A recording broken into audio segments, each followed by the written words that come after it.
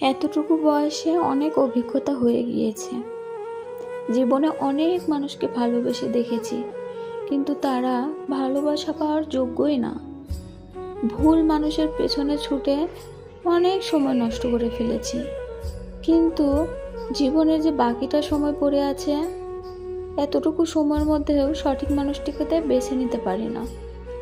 বারবার ভুল মানুষদেরকে ভালোবেসে নিজের মনটাকে ভেঙে চুরে খান খান করে ফেলেছি। কিছু কিছু মানুষ সত্যিকারের ভালোবাসাটা বুঝতে চায় না কেন বুঝি না।